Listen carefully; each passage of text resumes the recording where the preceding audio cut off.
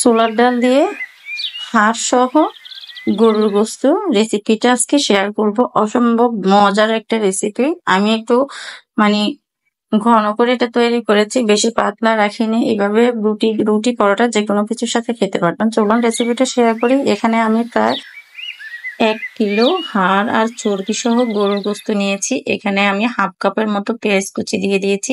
আমি হাতে মেখে তারপরে রেসিপিটা তৈরি করব। এখানে রসুন বাটা দিয়ে দিয়েছি 2 টেবিল চামচ, আদা বাটা দিয়ে দিয়েছি 1.5 টেবিল চামচ পরিমাণ, আর 2টা টমেটো, টক টমেটোটা একটু কুচি করে দিয়ে দিয়েছি, স্বাদ মতো লবণ আর জিরে গুঁড়ো, ধনিয়া গুঁড়ো, আর দিয়ে দিয়েছি গরম মশলা গুঁড়ো, হলুদ গুঁড়ো, মরিচ গুঁড়ো, আর দিয়ে দিব একটু টালা জিরের গুঁড়ো। সবগুলো এখন দিয়ে দিয়েছি 3 টেবিল চামচ পরিমাণ তেল। তেলটা দিয়ে খুব ভালো করে সবগুলো মশলা দেওয়ার পরে আমি খুব ভালো করে হাতে মেখে নিব। মেখে আমি প্রায় রেখে দিব প্রায় আধা ঘন্টার মতো রেস্টে। মশলাটা যেন মাংসের ভিতরে খুব ভালো করে ঢুকে যায়। আর মাংসটা খেতে কিন্তু অনেকটাই ভালো লাগে এভাবে হাতে মেখে রেখে দিলে।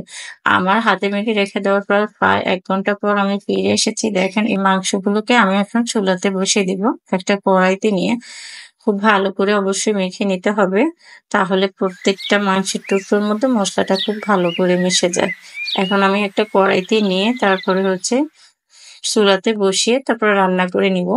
আর মাংস থেকে অনেকটুকু পানি উঠবে। আমি যে বাটিটার মধ্যে মাংসটা মেখে নিয়েছি ওই বাটিটা একটু ধুয়ে পানিটুকু দিয়ে আমি এখানে কোনো প্রকার আর পানি ব্যবহার করব না। ঢাকনা দিয়ে ঢেকে চুলাতে বসিয়ে দিব। দেখেন ঢাকনা দিয়ে ঢেকে দেওয়ার পরে অনেকটুকু পানি উঠেছে। নেড়ে চেড়ে খুব ভালো করে মিশিয়ে আবারও ঢাকনা দিয়ে ঢেকে মিডিয়াম হিটে রেখে ভালো করে কষিয়ে নিব। মাংস থেকে অনেকটুকু তেল বের হবে আর পানি বের হবে। ওই পানি দিয়ে মাংসটা প্রায় কষানো হয়ে যাবে। তারপরে আমি আরো কিছুটা পানি দিয়ে খুব ভালো করে মাংসটাকে কষিয়ে নেব। এভাবে নেড়েচেড়ে মাংসটা উল্টিয়ে পারলে আরো কিছুক্ষণ ভালো করে কষিয়ে নিব। খুব ভালো করে কিছুক্ষণ পর নাড়াচাড়া দিতে হবে, যেহেতু আমি পানি ব্যবহার করি নেই, তলানিতে যেন লেগে না যায়। খুব সাবধানে নেড়েচেড়ে তারপরে দেখেন অনেকটুকু পানি উঠে গেছে। এখন আমি আবারও ভালো করে ঢাকনা দিয়ে দেখে যখন তেলটা ছেড়ে একদম সম্পূর্ণ তেলটা ছেড়ে আসবে তখন আমি উঠিয়ে নেব। এই পর্যায়ে আমি এখানে ছোলার ডাল নিয়েছি, প্রায় 1 কাপ পরিমাণ ছোলার ডাল নিয়েছি। আর আমি এখানে ছোলার ডালটা পরিমাণে কম হয়েছে, এগুলো আমি ধুয়ে ভিজিয়ে রেখেছি প্রায় 1 থেকে 1.5 ঘন্টা আগে। আপনি যদি আরো কিছুক্ষণ সময় ধরে রেখে দিতে পারেন তাহলে ছোলার ডালটা দ্রুত সিদ্ধ হবে। দেখেন আমি ঢাকনাটা উঠিয়ে দেখে দিয়েছি মাংসটা থেকে একদম তেল ছেড়ে আসে।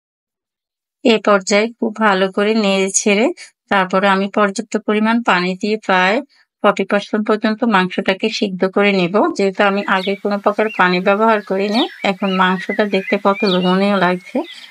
এখন আমি পানি দিয়ে পরিমাণ মতো পানি দিয়ে মাংসটাকে, অবশ্যই গরম পানিটা ব্যবহার করতে হবে, তাহলে মাংসটা দ্রুত সিদ্ধ হবে। ঠান্ডা পানি যেকোনো মাংসের ক্ষেত্রে ঠান্ডা পানিটা ব্যবহার করা ঠিক না, তাহলে মাংস সিদ্ধ হতে একটু সময় লাগে। দেখেন ঝোলটা যখন একটু গাঢ় হয়ে আসবে, একদম মাংসটা প্রায় আমার 50% পর্যন্ত প্রায় সিদ্ধ হয়ে গেছে। ওই পর্যায়ে আমি ভিজিয়ে রাখা যে ছোলার ডালগুলোকে ধুয়ে রেখেছি ওগুলোকে দিয়ে আমি প্রায় 1 কাপ পরিমাণ ডাল ভিজিয়ে রাখার ফলে অনেকগুলো হয়েছে, ফুলের ডাবল হয়ে গেছে। এখন আমি খুব ভালো করে নেড়ে ছেড়ে মাংসের সাথে কিছুক্ষণ ডালটা কষিয়ে নেব, যেন ডালের ভিতরে মশলাটা ঢুকে।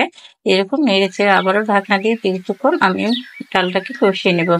তারপরে আবারও ফুটানো পানি দিয়ে তারপর ডালটা সিদ্ধ হয়ে ঝোলটা যখন গাঢ় হয়ে আসবে, দেখেন আমি কড়াইটা চেঞ্জ করে নিয়েছি। আমার তলানিতে কিছুটা আটকে গেছে মশলাটা, না চেঞ্জ করে নিলে এটা স্বাদটা নষ্ট হয়ে যাবে। আমি এভাবে কড়াইটা চেঞ্জ করে নিয়ে খুব ভালো করে কষিয়ে নেওয়ার পরে পর্যাপ্ত পরিমাণ ফুটানো পানি দেওয়ার চেষ্টা করুন। গরম পানি, যেকোনো গরম, ফুটানো না হলে গরম পানি দিয়ে মাংসটা খুব ভালো করে সিদ্ধ করে নিতে হবে। আর সিদ্ধ করে নেওয়ার পরে দেখেন টকবক যখন ফুটে আসবে, যখন ডালটা প্রায় সিদ্ধ হয়ে আসবে, তখন আমি ঝোলটা গাঢ় হয়ে আসলে আমি চুলা থেকে নামিয়ে নেওয়ার আগে টালা জিরের গুঁড়ো আর গরম মশলার গুঁড়ো দিয়ে আরো 2 মিনিট রান্না করে নিব। দেখেন আমার ডালটা প্রায় ঘন হয়ে এসেছে। এই পর্যায়ে আমি চুলাটা অফ করে একটা বাটিতে পরিবেশন করে দেখাচ্ছি। আর নামানোর আগে অবশ্যই টালা জিরের গুঁড়ো আর গরম মশলার গুঁড়ো 1 চামচ দিয়ে 2 মিনিট রান্না করে নেবেন। এই ভিডিওটা আমার স্কিপ হয়ে গেছে, যেটা ভিডিওটা চালু করতে ভুলে গিয়েছিলাম। এখন আমি পরিবেশন করে দেখাচ্ছি। দেখেন দেখতে অনেকটাই লোভনীয় লাগছে। একদম আমার ডালটা গলে যায় না, আস্তে, আস্তে রয়েছে। এভাবে আস্তে রাখলে খেতে ভীষণ ভালো লাগে। আশা করছি সবার কাছে ভালো লেগেছে। তাহলে আজকের মতো বিদায় নিচ্ছি। আবার দেখা হবে অন্যদিন অন্য কোনো ভিডিও নিয়ে। আল্লাহ হাফেজ।